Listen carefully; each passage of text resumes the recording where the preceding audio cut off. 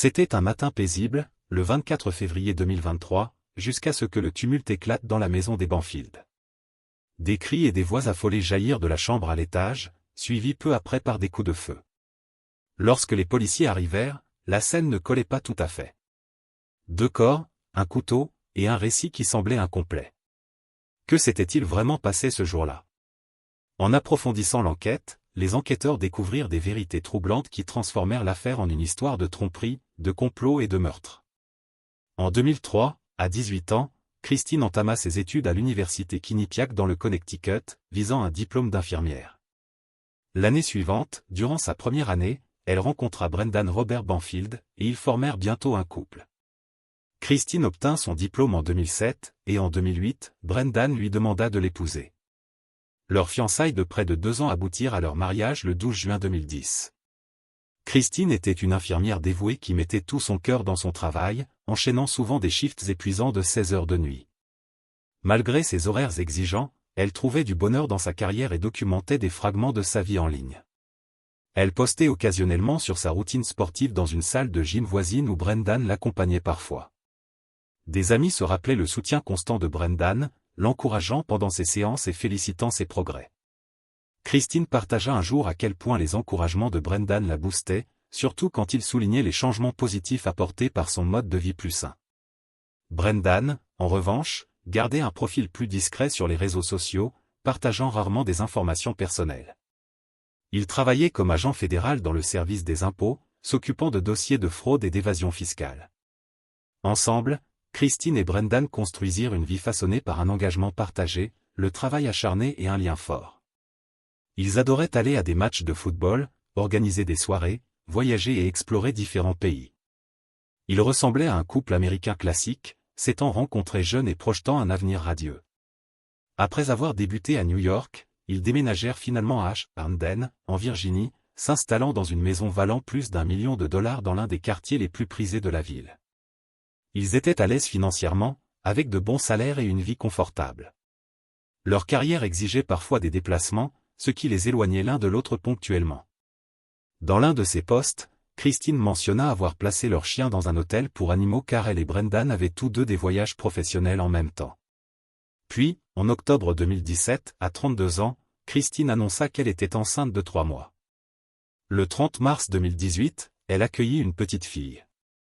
Dès lors, les réseaux sociaux de Christine montrèrent le bonheur qu'elle trouvait dans la maternité, postant souvent des photos de sa famille qui s'agrandissait.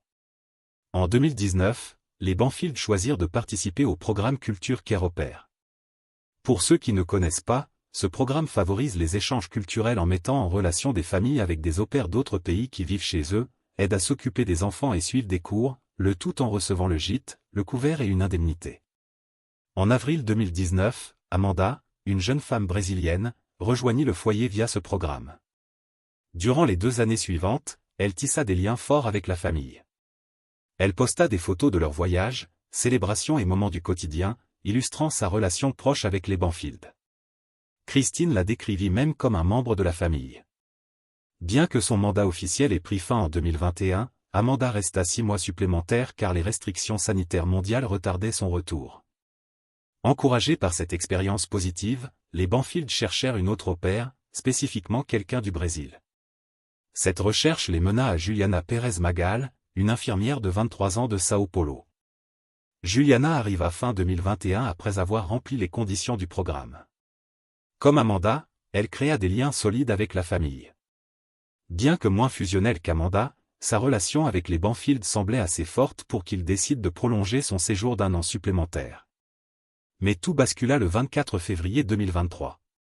Vers 7h50, un bref appel au 911 fut passé du téléphone de Juliana, mais interrompu brusquement. 13 minutes plus tard, un second appel arriva, durant lequel Juliana déclara qu'une amie était blessée. Peu après, Brendan prit le téléphone et informa le répartiteur qu'il avait trouvé sa femme, Christine, poignardée dans leur chambre à l'étage et qu'il avait abattu un homme nommé Ryan. La police arriva en moins de 10 minutes et trouva Ryan mort et Christine grièvement blessée dans la chambre du haut.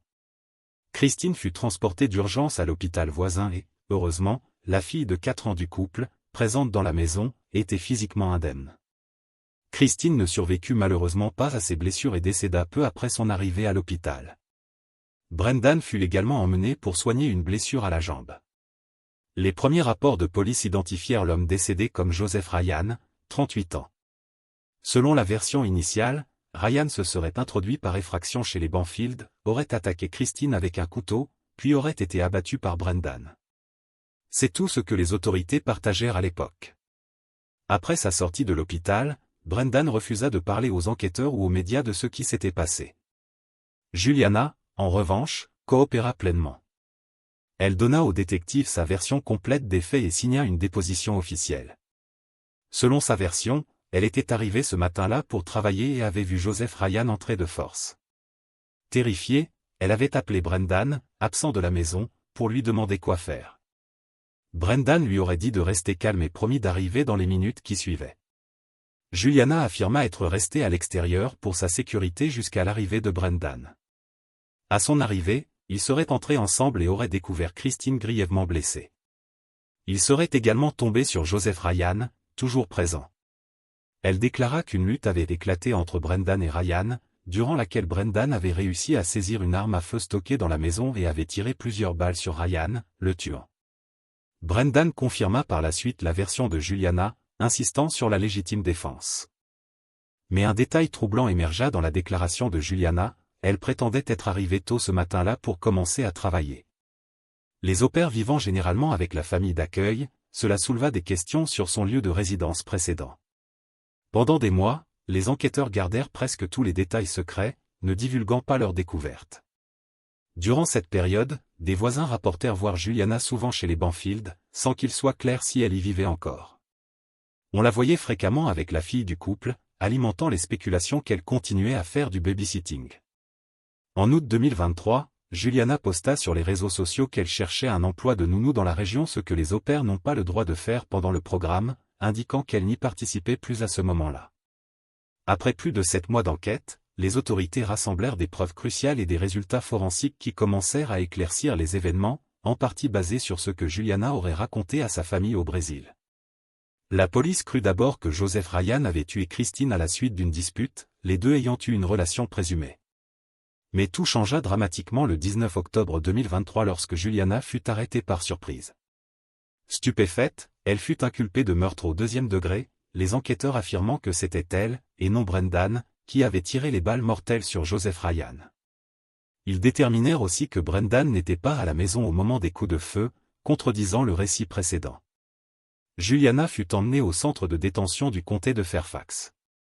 Au début, le public la soutint, la célébrant comme une jeune femme courageuse ayant protégé la famille qui l'avait accueillie. Beaucoup eurent aussi de la sympathie pour Brendan, pensant qu'il avait peut-être menti pour protéger Juliana, sachant que son statut de visa temporaire pouvait compromettre son avenir aux États-Unis. Mais la police révéla ensuite qu'il n'y avait aucun signe d'effraction, suggérant que Joseph Ryan était peut-être entré de son plein gré, possiblement avec le consentement de Christine. Des questions émergèrent aussi sur une éventuelle connexion préalable entre Juliana et Ryan. Ces développements changèrent radicalement la perception publique. Les soutiens commencèrent à douter du récit de Juliana alors que les théories se propageaient en ligne. La plus discutée affirmait que Juliana et Brendan étaient liés sentimentalement et avaient planifié l'incident pour éliminer Christine. On spéculait qu'un divorce aurait obligé Brendan à partager ses biens et qu'ils auraient mis en scène l'attaque en utilisant Joseph Ryan comme pion. Une autre théorie suggérait que Brendan et Juliana étaient sortis ensemble ce jour-là et étaient rentrés pour trouver Christine et Joseph en plein affrontement. Dans cette version, Joseph était supposé être un détective privé engagé par Christine pour vérifier ses soupçons d'adultère. Une lutte violente aurait alors éclaté. Une troisième théorie proposait que Christine et Joseph avaient une relation et que Brendan, les découvrant, les avait tués dans un accès de rage. Juliana, d'une loyauté absolue envers Brendan, lui aurait fourni un alibi, et une relation aurait commencé entre eux par la suite. Lors de sa première comparution, Juliana témoigna que ce matin-là, Christine lui avait donné, ainsi qu'à sa fille, des billets pour le zoo pour avoir du temps seul. Juliana affirma que Christine devait rencontrer Joseph Ryan, qu'elle avait connu via un site de rencontre. Juliana déclara avoir oublié le déjeuner de l'enfant et être revenue le chercher, pour remarquer une voiture inconnue dans l'allée et un homme, plus tard identifié comme Joseph Ryan, entrant dans la maison. Alarmée, elle appela Brendan, qui lui dit de rester dehors jusqu'à son arrivée. À son retour, ils entrèrent ensemble. Juliana admit avoir passé le premier appel au 911, mais avoir raccroché vite, ne sachant quoi dire. Elle aurait alors emmené la fille des Banfield au sous-sol pour la mettre en sécurité tandis que Brendan s'armait. Des bruits venant de la chambre attirèrent ensuite leur attention. Ils se précipitèrent et trouvèrent Joseph Ryan debout au-dessus de Christine, allongé nu sur le lit, tandis que Joseph, habillé, tenait un couteau. Brendan braqua son arme sur lui, lui ordonnant de la lâcher, mais Joseph menaça de blesser Christine si Brendan ne baissait pas son arme. S'ensuivit une chaîne d'événements chaotiques et horribles. Joseph commença à poignarder Christine tandis que Brendan tirait, mais la plupart des balles manquèrent, laissant Joseph capable de continuer. Désespéré, Brendan cria à Juliana d'aller chercher une seconde arme dans un coffre-fort de salle de bain. À son retour, au lieu de la donner à Brendan, Juliana tira une balle fatale dans la poitrine de Joseph, mettant fin à l'agression. Le duo appela ensuite le 911. La défense de Juliana reposa sur cette version, affirmant qu'elle avait agi en totale légitime défense. L'accusation, cependant, présenta un récit radicalement différent. Ils prétendirent que Brendan et Juliana étaient liés sentimentalement depuis des mois et avaient orchestré l'ensemble. Selon leur version, Brendan avait fait semblant de partir travailler ce matin-là, mais était resté aux alentours, attendant un signal de Juliana. L'accusation affirma que Joseph Ryan avait été attiré chez les Banfield sous de faux prétextes, croyant rencontrer Christine pour un rendez-vous galant. Ils affirmèrent que Brendan ou Juliana avaient créé un faux profil de Christine sur un site de rencontre pour adultes et l'avaient utilisé pour communiquer avec Joseph, organisant la rencontre. Des amis et de la famille qui virent plus tard les messages les décrivirent comme inhabituels, notant que le style d'écriture ne correspondait pas à celui de Christine.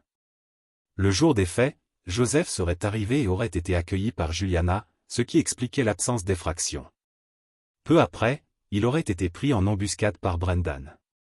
Selon la théorie de l'accusation, le couple avait soigneusement mis en scène la scène pour tuer Christine, permettant à Brendan d'éviter une division de biens lors d'un divorce et de continuer une vie aisée avec Juliana. Un témoin d'un stand de tir déclara que Brendan et Juliana s'y étaient rendus 2 mois avant l'incident. Brendan y était aussi retourné seul 1 mois plus tard pour acheter une arme, celle-là même que Juliana aurait utilisée. Les enquêteurs découvrirent également que Brendan et Juliana avaient changé leur téléphone portable juste 4 jours avant l'attaque, ce que les procureurs présentèrent comme un signe de préméditation. Des photos de la maison des Banfield après l'arrestation de Juliana montrèrent des changements notables. La chambre qui appartenait à Juliana était maintenant vide, ses vêtements, son maquillage et ses effets personnels ayant été déplacés dans la chambre de Brendan. Toutes les photos de Christine et Brendan avec leur fille avaient été enlevées et remplacées par des images de Brendan et Juliana, certaines incluant même l'enfant. Si la défense de Juliana reconnut qu'une relation pouvait exister entre elle et Brendan, elle insista sur le fait qu'elle n'était pas sérieuse. Ils argumentèrent aussi que Brendan et Christine avaient tous deux été infidèles, jetant le doute sur l'affirmation d'un complot minutieux. Durant l'audience, Brendan invoqua son droit au silence, refusant de répondre aux questions pouvant l'incriminer. L'accusation souligna aussi la tentative de Juliana d'obtenir un nouveau passeport alors que l'original avait été saisi, suggérant une intention de fuir. Sa défense contredit en disant qu'on lui avait conseillé de le faire comme pièce d'identité légitime. Malgré cela, le juge refusa la liberté sous caution. Brendan fut libéré mais resta sous enquête. Il avait d'abord assumé la responsabilité des tirs, mais après que les preuves forensiques eurent montré que Juliana avait tiré le coup fatal, il changea sa version. La fille des Banfield fut placée chez des proches. Des mois plus tard, le 16 septembre 2024, la police arrêta Brendan, l'inculpant de meurtre au premier degré pour les morts de Christine et Joseph. Les procureurs affirmèrent qu'il avait conspiré pour les tuer à la maison familiale avec une arme à feu. Les autorités ne révélèrent pas les preuves spécifiques le liant au meurtre, mais notèrent que lui et Juliana avaient planifié un voyage au Brésil juste avant son arrestation. Lors de sa première audience, il fut révélé que la relation entre Brendan et Juliana avait commencé en août 2022, presque 1 an après qu'elle ait commencé à travailler pour la famille. À l'époque, Juliana avait un petit ami au Brésil. L'accusation présenta des preuves qu'1 mois avant le crime, Brendan et Juliana avaient voyagé ensemble à New York, séjourné à l'hôtel et étaient allés à un spectacle. Le matin des faits, Brendan affirma être parti à 7h11, s'être arrêté à McDonald's comme à son habitude, et avoir reçu un appel de Juliana vers 7h37 signalant qu'un inconnu était entré, le poussant à rentrer précipitamment. Lors de l'audience, cependant, les procureurs diffusèrent l'enregistrement du premier appel au 911 de Juliana, qui dura seulement 8 secondes. En arrière-plan, on entendait Joseph Ryan gémir de douleur avant que l'appel ne s'interrompe brusquement. Interrogé, Brendan dit que l'appel avait été coupé car il ne retrouvait pas le téléphone tombé. Il admit avoir dit à Juliana d'aller chercher la seconde arme en précaution. Cependant, au lieu de lui donner, Juliana l'utilisa pour tirer sur Joseph en pleine poitrine. La séquence souleva de sérieuses questions. Les autorités soulignèrent un intervalle de 13 minutes entre les deux appels de Juliana. Joseph Ryan était déjà blessé lors du premier appel, poussant les enquêteurs à se demander pourquoi ils avaient autant tardé pour le second. Les procureurs suggérèrent que cet intervalle fût utilisé pour mettre en scène la pièce, affirmant que le corps de Joseph fut repositionné pour faire croire qu'il attaquait activement Christine. Les enquêteurs découvrirent que le couteau sur les lieux appartenait à Joseph Ryan et avait été apporté dans un sac à dos.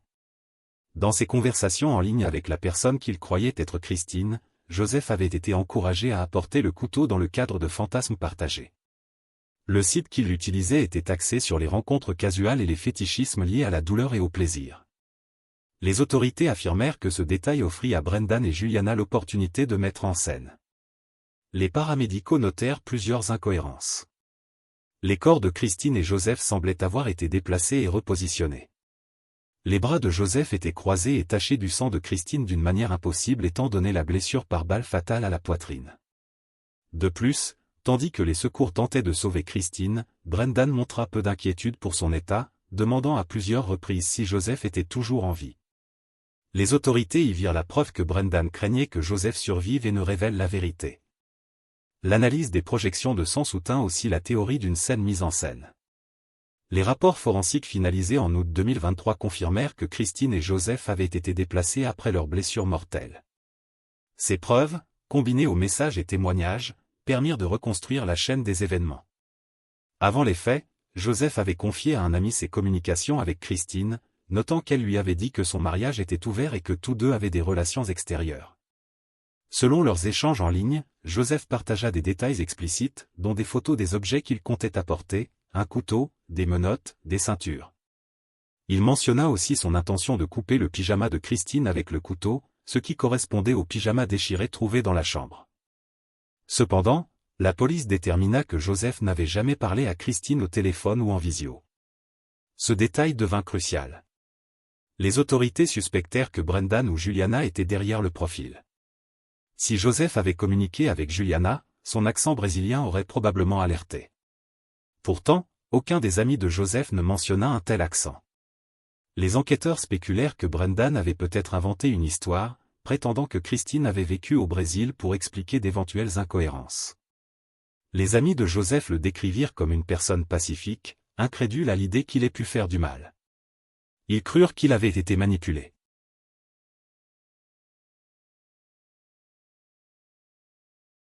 Entre l'arrestation de Juliana le 19 octobre 2023 et celle de Brendan le 16 septembre 2024, les deux restèrent en contact régulier.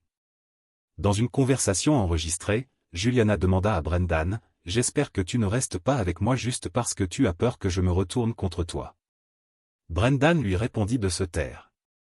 Cet échange, avec d'autres preuves, accrut les soupçons. Fin octobre 2024, Juliana accepta un plaidoyer pour éviter un procès. Elle plaida coupable d'homicide involontaire et accepta de témoigner contre Brendan lors de son procès prévu en février 2025. Les procureurs notèrent que sa sentence dépendrait largement de son témoignage et du verdict dans l'affaire de Brendan. Durant sa confession, Juliana révéla que Brendan avait orchestré l'ensemble du plan. Leur relation avait commencé en août 2022. À l'automne 2023, Brendan exprima le désir d'éliminer Christine et commença à planifier le crime en utilisant un faux profil sur un site de rencontres adultes axé sur les fantasmes fétichistes. Brendan se fit passer pour Christine pour entrer en contact avec Joseph Ryan. Avec le temps, il le manipula pour organiser une rencontre chez les Banfield, lui demandant d'apporter des objets spécifiques, dont un couteau. Pour rendre le piège plus crédible, Brendan demanda à Juliana de parler à Joseph via un appel vocal sur Telegram, en se faisant passer pour Christine. Juliana admit avoir hésité, mais avoir fini par accepter. Le jour des faits, Brendan attendit à proximité après être parti sous couvert d'aller travailler. Il demanda à Juliana de gérer l'arrivée de Joseph et de jouer le jeu. Juliana admit s'être sentie piégée et effrayée, mais dit que l'emprise de Brendan lui laissait peu de choix. Elle suivit le plan et fit les appels comme demandé.